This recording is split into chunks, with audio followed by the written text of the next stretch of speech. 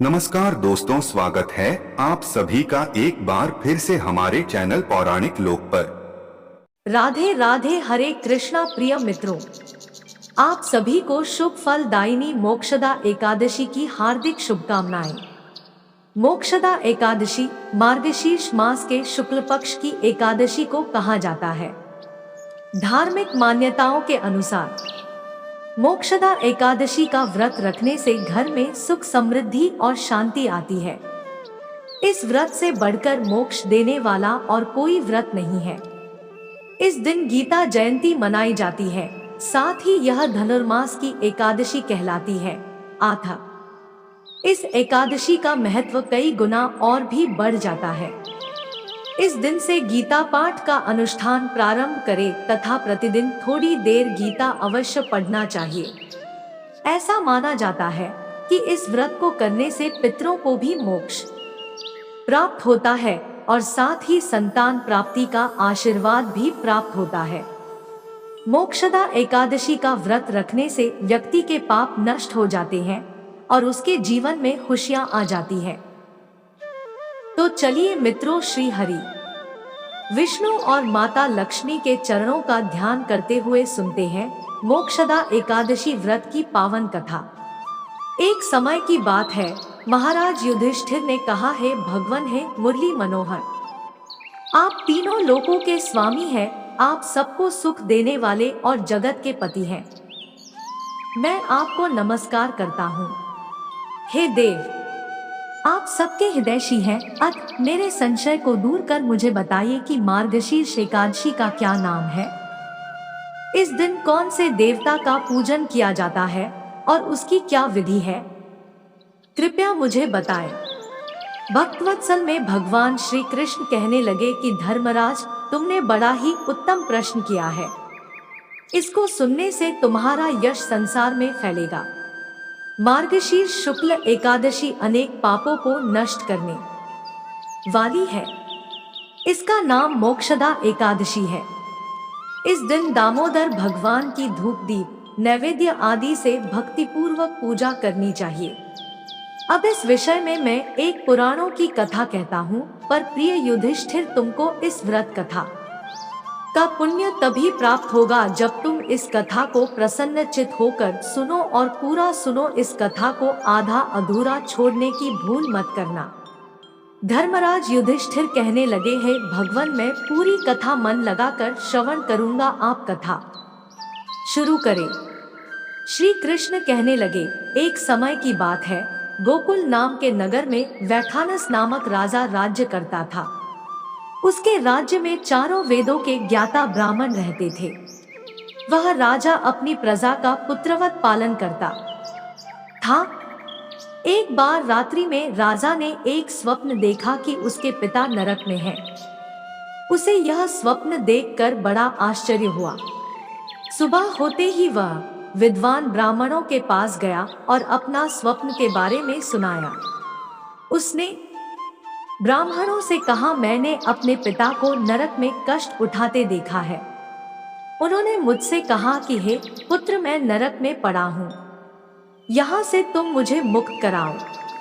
हे ब्राह्मण देवता, जब से मैंने ये वचन सुने हैं तब से मैं बहुत बेचैन हूँ। चित्त में बड़ी अशांति हो रही है। मुझे इस राज्य, धन, पुत्र, स्त्री, हाथी, घोड़े आदि में कुछ भी सुख प्रतीत नहीं हो रहा है। मैं क्या करूं? राजा ने कहा, है ब्राह्मण देवताओं, इस दुख के कारण मेरा सारा शरीर जल रहा है। अब आप कृपा करके कोई तप, दान, व्रत आदि ऐसा उपाय बताइए जिसे करने से मेरे पिता को नरक से मुक्ति मिल जाए। राजा कहने लगा कि उस पुत्र का जीवन व्यर्थ है जो अपने माता पिता का उद्धार न कर सके। एक उत्तम पुत्र वो होता है जो अपने माता पिता तथा पूर्वजों का उद्धार करता है, और वह एक पुत्र हजार मूर्ख पुत्रों से अच्छा है। जैसे एक चंद्रमा सारे जगत में प्रकाश कर देता है परंतु हजारों तारे नहीं कर सकते, उसी प्रकार एक अच्छा पुत्र भी अपने सभी पुरखों का उद्धार कर देता है। ब्राह्मणों ने कहा, हे राजन, यहाँ पास ही भूत, भविष्य, वर्तमान के ज्ञाता पर्वत ऋषि का आश्रम है। आपकी समस्या का हल वे जरूर करेंगे, आप उनसे विचार विमर्श करें। ऐसा सुनकर राजा मुनि के आश्रम पर गया। उस आश्रम में अनेक शांत चित्त योगी और मुनि तपस्या कर रहे थे। उसी जगह पर्वत मुनि बैठे थे। राजा ने मुनि को साष्टांग दंडवत किया। मुनि ने राजा से सांगोपांग कुशल पूछी। राजा ने कहा कि महाराज, आपकी कृपा से मेरे राज्य में सब कुशल है, लेकिन अकस्मात मेरे ची में अत्यंत अशांति होने लगी है। ऐसा सुनकर पर्वत मुनि ने आंखें बंद की और भूत विचारने लगे। फिर बोले, हे राजन, मैंने योग के बल से तुम्हारे पिता के कुकर्मों को जान लिया है। उन्होंने पूर्व जन्म में कामातुर होकर एक पत्नी को रति दी, किंतु सौत के कहने पर दूसरे पत्नी को ऋतुदान मांगने पर भी नहीं दिया। उसी पाप कर्म के कारण तुम्हारे पिता को नर्क में जाना पड़ा। तब राजा ने कहा, इसका कोई उपाय बताइए। मुनि बोले, हे राजन, आप मार्गशीर्ष एकादशी अर्थात मोक्षदा एकादशी व्रत का उपवास करें और उस उपवास के पुण्य को अपने पिता को संकल्प कर दें। इसके प्रभाव से आपके पिता को अवश्य नरक से मुक्ति होगी। मुनि के ये वचन सुनकर राजा महल में आया और मुनि के कहने अनुसार कुटुंब सहित मोक्षदा एकादशी का व्रत किया। इसके उपवास का पुण्य उसने पिता को अर्पण कर दिया। इसके प्रभाव से उसके पिता को मुक्ति मिल गई और स्वर्ग में जाते हुए वे पुत्र से कहने लगे, हे पुत्र, तेरा कल्याण हो। और यह कहकर स्वर्ग चले गए। मार्गशीर्ष मास की शुक्ल पक्ष की मोक्षदा एकादशी का जो व्रत करते हैं, उनके समस्त पाप नष्ट हो जाते हैं। इस व्रत से बढ़कर मोक्ष देने वाला और कोई व्रत नहीं है। इस कथा को पढ़ने या सुनने से वायपेय यज्ञ का फल मिलता है। यह व्रत मोक्ष देने वाला तथा चिंतामणि के समान सब कामनाएं पूर्ण करने वाला है।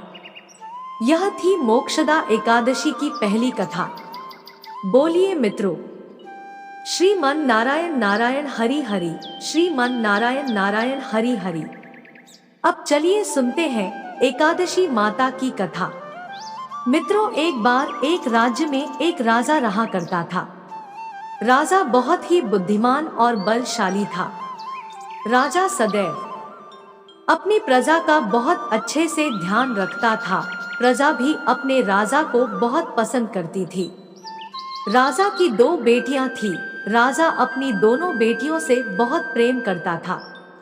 राजा की छोटी बेटी देखने में बहुत सुंदर और आकर्षक थी और राजा की बड़ी बेटी छोटी बेटी के मुकाबले थोड़ा कम सुंदर थी। राजा की छोटी बेटी ग्यारस माता की पूजा किया करती थी। सभी लोग राजा की छोटी बेटी से बहुत प्रेम करते थे और बहुत प्रशंसा किया करते थे। राजा भी अपनी छोटी बेटी को बड़ी बेटी से अधिक प्रेम करता था, जिस कारण राजा की बड़ी बेटी को अपनी छोटी बहन से बहुत नफरत होने लगी थी। राजा की दोनों बेटियां जब बड़ी हो गई तब एक पड़ोसी राज्य में रहने वाला राजकुमार राजा की बड़ी बेटी के लिए रिश्ता लेकर आया। लेकिन जैसे ही उस राजकुमार की नजर राजा की छोटी बेटी पर पड़ी तो वह राजकुमार राजा की छोटी बेटी पर मोहित हो गया और उससे पहली नजर में प्रेम कर बैठा। उस राजकुमार ने राजा की बड़ी बेटी के साथ विवाह करने से मना कर दिया और उसने राजा से कहा कि मैं आपकी छोटी बेटी से विवाह करना चाहता हूँ। जिसके बाद राजा की बड़ी बेटी यह देखकर अपनी छोटी बहन से बहुत क्रोधित हो गई और राजा की बड़ी बेटी ने अपनी छोटी बहन को अपना सबसे बड़ा दुश्मन मान लिया। राजा की बड़ी बेटी ने अपनी छोटी बहन से बदला लेने का निर्णय लिया, जिसके लिए उसने अपनी छोटी बहन को जान से मारने का योजना बनाई। राजा की बड़ी बेटी ने अपनी छोटी बहन को मारने के लिए सबसे पहले एक लड्डू में जहर मिलाकर अपनी छोटी बहन को दे दिया और उसको लड्डू खाने के लिए कहा, लेकिन लड्डू खाने के बाद भी छोटी बहन को कुछ नहीं हुआ। बड़ी बहन यह देखकर बहुत आश्चर्यचकित हो गई, लेकिन बड़ी बहन ने हार नहीं मानी और उसने जब रात में छोटी बहन अपने कमरे में सो रही थी तब एक मटके में सांप को रखकर कमरे में छोड़ दिया। लेकिन सांप भी छोटी बहन का कुछ नहीं कर पाया, जिसके बाद बड़ी बहन ने अपनी छोटी बहन से कहा कि चलो हम लोग कुएं से पानी भर कर लाते हैं। जिसके लिए वह अपनी छोटी बहन को पानी भरने के बहाने से कुएं के पास ले गई और उसने अपनी छोटी बहन को कुएं में धक्का दे दिया। लेकिन छोटी बहन को तब भी कुछ नहीं हुआ, क्योंकि हर बार ग्यारस माता उसकी रक्षा कर रही थी। उधर बड़ी बहन अपने सारे प्रयासों के बाद भी असफल हो रही थी, जिससे वह बहुत क्रोधित होती जा रही थी।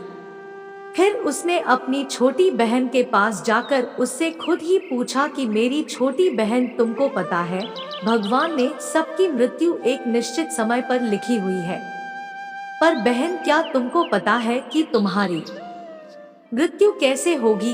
क्या यह तुम जानती हो? तब छोटी बहन ने अपनी बड़ी बहन को बताया कि हाँ दीदी, मैं तो जानती हूँ मेरी मृत्यु कैसे होगी। छोटी बहन से यह सुनकर बड़ी बहन मन ही मन बहुत प्रसन्न होने लगी और उसने अपनी छोटी बहन से कहा कि बहन, मुझे तुम अपनी मृत्यु का राज तो बताओ। छोटी बहन के मन में कोई छल पाप नहीं था। उसने अपनी बड़ी बहन से कहा कि दीदी, मेरी मृत्यु, मेरे प्राण तो एक तोते में है, जो तोते के गले में एक हार है, उससे मेरी मृत्यु होगी। जब तक कोई भी व्यक्ति तोते को मारकर वहां हार अपने गले में पहन लेगा, मैं मूर्छित हो जाऊंगी और जैसे ही उस हार को अपने गले से उतारेगा तो मैं वापस से जीवित हो जाऊंगी। अपनी छोटी बहन की मृत्यु का राज जानकर बड़ी बहन बहुत ही खुश हो गई और उसने अपनी छोटी बहन को मारने के लिए उसके पालतू तोते को ढूंढना शुरू कर दिया। छोटी बहन को इस बात का आभास हो गया था कि कोई उसकी जान लेना चाहता है, जिसके लिए वह अपने पिताजी के पास गई और उसने अपने पिताजी से कहा कि पिताजी, मेरी मृत्यु के बाद मुझे जलाइएगा मत, बल्कि आप मुझे अपनी पुरानी वाली हवेली में एक पलंग में लिटाकर छोड़ दीजिएगा। अपनी छोटी लड़की की यह बात सुनकर राजा बहुत आश्चर्यचकित हो गए। राजा ने अपनी छोटी बेटी से पूछा, बेटी तुम यह सब क्या कह रही हो? तब राजा की छोटी बेटी ने कहा, पिताजी, समय किसी के लिए नहीं रुका है, किसे कब क्या हो जाए किसी को कुछ पता नहीं है। और फिर राजा ने अपनी छोटी बेटी से कहा कि तुम ऐसी बातें क्यों कर रही हो? 2-3 दिन में तो तुम्हारा विवाह है। लेकिन छोटी बेटी ने अपने पिताजी को ऐसा करने पर मजबूर कर दिया और उनसे वचन ले लिया। राजा ने भी अपनी छोटी बेटी की बात स्वीकार कर ली और 2-3 दिनों के बाद जब शादी का समय आया तब राजकुमार बारात लेकर राजा के घर पर आया और राजकुमार और राजा की छोटी बेटी का विवाह शुरू हो गया। जैसे ही राजा की छोटी बेटी राजकुमार के साथ फेरे लेना शुरू करती है तो उसकी बड़ी बहन अपनी छोटी बहन के कमरे में जाकर उसके तोते को पकड़ लेती है और उसको जान से मार देती है और तोते की गले में जो था उसको अपने गले में धारण कर लेती है। जैसे ही बड़ी बहन उस हार को अपने गले में धारण करती है तो उधर छोटी बहन 3.5 ही फेरे ले पाती है और वहीं पर बेहोश होकर गिर जाती है। जिसके बाद राजा ने बड़े बड़े दर्द हकीमों को बुलवाया और अपनी छोटी बेटी का इलाज करने के लिए कहा। राजा की बात सुनकर वैद्य ने छोटी बेटी को जब जांच किया तो राजा को बताया कि आपकी छोटी बेटी ना तो जीवित है और न ही मरी हुई है। मैं ऐसा पहली बार देख रहा हूँ। राजा ने वैद्य और हकीम को यह बात बाहर बताने से मना कर दिया और उनको कहा कि अगर तुमने यह बात किसी को बाहर बताई तो हम तुम्हें फांसी दे देंगे। राजा ने अपनी छोटी बेटी को पुराने महल में जाकर एक पलंग पर लेटा दिया और वहां पर कुछ सैनिकों को तैनात कर दिया और वापस अपने महल पर आ गया। राजा की बड़ी बेटी अपने पिताजी के पास आई और कहने लगी कि पिताजी, अगर यह शादी संपन्न नहीं हुई तो आपकी इज्जत का क्या होगा? आप कहें तो मैं आपकी इज्जत बचाने के लिए राजकुमार से शादी करने के लिए तैयार हूँ। जिसके बाद राजा ने अपनी बड़ी बेटी की बात मान ली और राजा ने बड़ी बेटी को छोटी बेटी के कपड़े पहनाकर मंडप पर भेज दिया। लेकिन राजकुमार यह जान गया कि यह राजा की छोटी बेटी नहीं है, बल्कि यह राजा की बड़ी बेटी है। लेकिन जब राजकुमार ने शादी करने से मना किया तो सभी लोगों ने राजकुमार को विवश करके राजा की बड़ी बेटी से बचे हुए फेरों को संपन्न करा दिया और विवाह करवा दिया। जिसके बाद राजकुमार राजा की बड़ी बेटी को अपने महल ले गया। राजकुमार राजा की बड़ी बेटी से ना तो बात करता था, ना ही उसको पसंद करता था और न ही उसके आसपास भटकता था। अब राजकुमार ने यह फैसला लिया था कि वह अपनी प्रेमिका को ढूंढ कर रहेगा और यह जानकर रहेगा कि उसके साथ हुआ क्या है। एक दिन राजकुमार अपने घोड़े पर सवार होकर राजा के पुराने महल के पास पहुंच गया, जहां पर उसने कुछ सैनिकों को देखा। महल के पास पहुंचकर राजकुमार ने जब महल को ध्यान से देखा तो वह समझ गया कि यह तो हमारे ससुर जी का ही महल है। तब राजकुमार ने सैनिकों से पूछा, तुम लोग यहाँ क्या कर रहे हो और इस महल के अंदर उस पलंग में कौन लेटा हुआ है? जिसके बाद सैनिकों ने बताया कि यहाँ पर राजा की छोटी बेटी बहुत समय से सोई हुई है। यह सब सुनकर राजकुमार बहुत प्रसन्न हो गया और वह तुरंत अपनी प्रेमिका के पास पहुँच गया और उसकी सेवा करने लगा। जैसे ही रात हुई तो राजा की छोटी बेटी उठकर खड़ी हो गई। राजकुमार यह देखकर बहुत खुश हो गया। उसने अपनी प्रेमिका से पूछा कि तुम यहाँ क्या कर रही हो? तुम मेरे साथ मेरे घर चलो। राजा की छोटी बेटी ने राजकुमार को सारी बातें बता दी कि मेरी जान एक तोते में बसी थी और मैंने यह बात सिर्फ अपनी बड़ी बहन को बताई थी और मुझे पता है कि उसने ही मुझे मारने का प्रयास किया है। उसके पास एक हार है जिसको वह सुबह पहन लेती है और रात को उतार देती है। जब तक वह हार को पहन कर रहती है तब तक मैं मूर्छित रहती हूँ और जैसे ही वह इस हार को उतार देती है तो मैं जीवित हो जाती हूँ। वो कहती है, जब तक मेरी बड़ी बहन के पास वह हार है तब तक मैं ऐसे ही जीवित और मूर्छित होती रहूंगी। अगर मेरी बड़ी बहन के पास जो हार है वह मेरे हाथ में लग जाए तो मैं हमेशा के लिए जीवित हो जाऊंगी।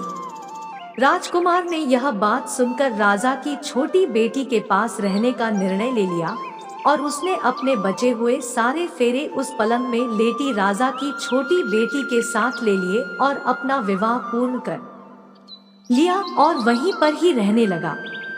देखते ही देखते कुछ समय में राजा की छोटी बेटी और राजकुमार की पत्नी पेट से हो गई। एक दिन राजकुमार को किसी काम से बाहर जाना पड़ा। तब छोटी बहन के पेट में बहुत तेज दर्द होने लगा। उसने ग्यारस माता का आवाहन किया, जिसके बाद वहां पर ग्यारस माता प्रकट हुई और उन्होंने अपने भक्त के दर्द को दूर किया और उसे एक पुत्र की प्राप्ति करवाई। उसी समय वहां पर अचानक से राजकुमार भी आ गया।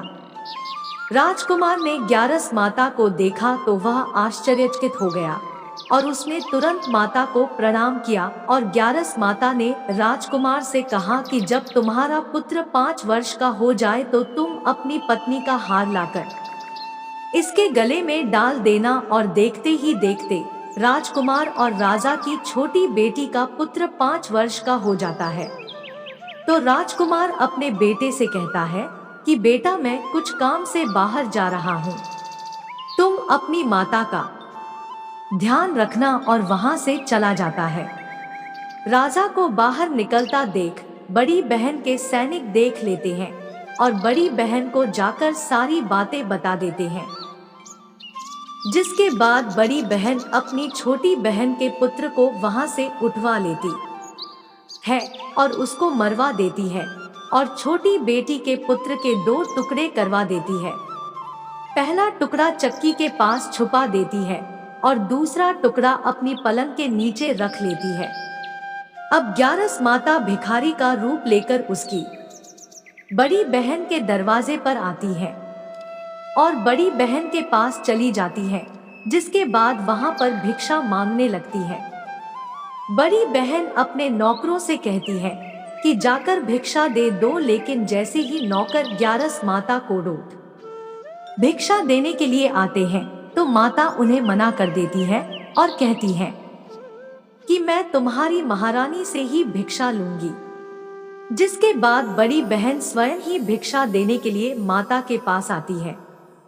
उधर माता एक बिल्ली का रूप लेकर उसके कमरे में चली जाती है और वहां पर छोटी बेटी के पुत्र कोई 2 टुकड़े को आपस में जोड़ देती है और उसे जीवित कर देती है और उसे लेकर वहां से चली जाती है और राजकुमार को सौंप देती है। राजकुमार अपने बेटे को लेकर अपनी बड़ी पत्नी के पास जाता है और उसे कहता है कि तुम इसका ध्यान रखना, अगर तुम इस बच्चे का अच्छे से ध्यान रखोगे तो मैं तुमसे बात करूंगा। इसी प्रकार एक दिन राजकुमार अपने बच्चे से कहता है कि तुम माता से उनके गले का हार मांग लो। जिसके बाद राजकुमार का लड़का अपनी मम्मी के पास जाता है और कहता है कि माता, मुझे तुम्हारा हार चाहिए जो तुमने गले में पहन रखा है। यह सुनकर पहले तो बड़ी बहन बहुत क्रोधित होती है, पर उसको यह याद आता है कि राजकुमार ने कहा था कि अगर मैं इस बच्चे का ध्यान अच्छे से रखूंगी तो वह मुझसे बात करेंगे, जिसके कारण वह हार को उस बच्चे को दे देती है। वह बच्चा तुरंत ही उस हार को ले जाकर अपने पिताजी को दे देता है और तभी राजकुमार अपने बेटे को लेकर वहां से जाने लगता है और अपनी पत्नी से कहता है कि तुम हमारे लिए खाना बनाकर रखना, मैं शाम को आकर तुम्हारे साथ खाऊंगा। और वह अपने बेटे को लेकर वहां से चला जाता है। जिसके बाद वह राजा के पास जाता है और उनको सारी बातें बता देता है। राजा अपनी बड़ी बेटी की यह कटु कर्म सुनकर बहुत क्रोधित होते हैं और उसे सजा सुनाता है और अपनी परवरिश पर ही दोष देने लगते हैं और राजकुमार को अपनी छोटी बेटी के साथ रहने के लिए आदेश देते हैं। यह थी ग्यारस माता की कथा। तो बोलिए ग्यारस माता की जय हो, एकादशी माता की जय हो। तो बोलिए भक्तों, श्रीमन नारायण नारायण हरि हरि, श्रीमन नारायण नारायण हरि हरि। क्योंकि मित्रों, जैसे बिना तुलसी माता के भगवान विष्णु कोई भोग स्वीकार नहीं करते, उसी प्रकार से बिना तुलसी माता की कथा के एकादशी की कथा पूरी नहीं मानी जाती। इसलिए अब सुनते हैं तुलसी माता की अत्यंत ही पावन कथा। श्रीमद् देवी भागवत पुराण में इनके अवतरण की दिव्य लीला कथा भी बताई गई है। कहा जाता है कि एक बार शिव ने अपने तेज को समुद्र में फेंक दिया था। उससे एक महान तेजस्वी बालक ने जन्म लिया। यह बालक आगे चलकर जालंधर के नाम से पराक्रमी राजा बना। इसकी राजधानी का नाम जालंधर नगरी था। दैत्य राजन की कन्या वृंदा का विवाह जालंधर से संपन्न हुआ था। जालंधर महाराक्षस था। अपनी सत्ता के मद में चूर उसने माता लक्ष्मी को पाने की कामना से युद्ध किया, परंतु समुद्र से ही उत्पन्न होने के कारण माता लक्ष्मी ने उसे पराजित कर अपने भाई के रूप में स्वीकार किया। वहां से पराजित होकर वह देवी पार्वती को पाने की लालसा से कैलाश पर्वत पर गया। जालंधर ने भगवान देवाधिदेव शिव का ही रूप धरकर माता पार्वती के समीप गया, परंतु मां पार्वती ने अपने योगबल और सतीव से उसे तुरंत पहचान लिया तथा वहां से अंतर्ध्यान हो गई। देवी पार्वती ने क्रोधित होकर सारा वृतांत भगवान विष्णु को सुनाया।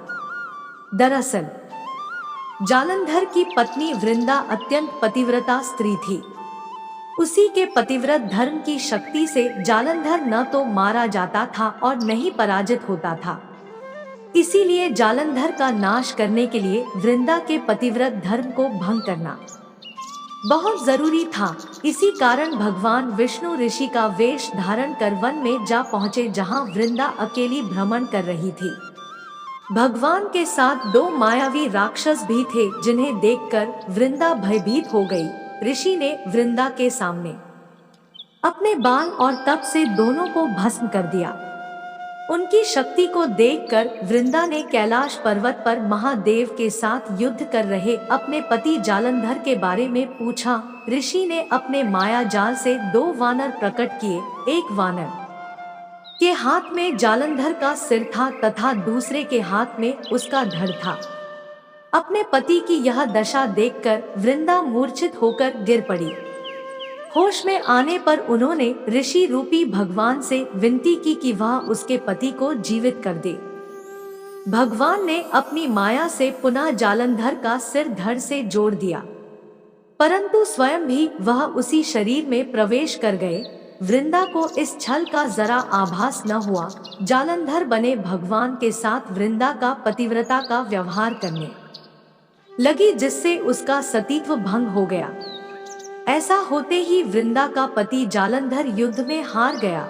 इस सारी लीला का जब वृंदा को पता चला तो उसने क्रोधित होकर भगवान विष्णु को शिला बन जाने का श्राप दे दिया। अपने भक्त के श्राप को भगवान विष्णु ने स्वीकार किया और शालिग्राम पत्थर बन गए। सृष्टि के पालनकर्ता के पत्थर बन जाने से ब्रह्मांड में असंतुलन हो गया। इसके बाद सभी देवताओं ने वृंदा से प्रार्थना की वह जल्द ही भगवान विष्णु को श्राप मुक्त कर दे। इसके बाद वृंदा ने भगवान विष्णु को तो श्राप मुक्त कर दिया, लेकिन उसने खुद आत्मदाह कर लिया और स्वयं सती हो गई। जिस स्थान पर वृंदा भस्म हुई वहां उसी राख से तुलसी का पौधा उग गया।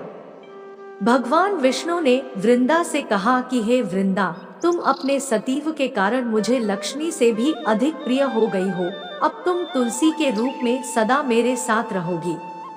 जो मनुष्य भी मेरे शालिग्राम रूप के साथ तुलसी का विवाह करेगा उसे इस लोक और परलोक में विपुल यश प्राप्त होगा। जिस घर में तुलसी होगी वहां यम के दूत भी असमय नहीं जा सकते। गंगा व नर्मदा के जल में स्नान तथा तुलसी का पूजन बराबर माना जाएगा। चाहे मनुष्य कितना भी पापी क्यों न हो, मृत्यु के समय जिसके प्राण मंजरी रहे तुलसी और गंगा जल मुख में रखकर निगल जाएगा, वह पापों से मुक्त होकर बैकुंठ धाम को प्राप्त होगा। उसी दैत्य जालंधर की यह भूमि जलंधर नाम से विख्यात है। प्रिय मित्रों, तो यह थी आज की कथा। अगर वीडियो अच्छी लगी हो तो लाइक जरूर करें।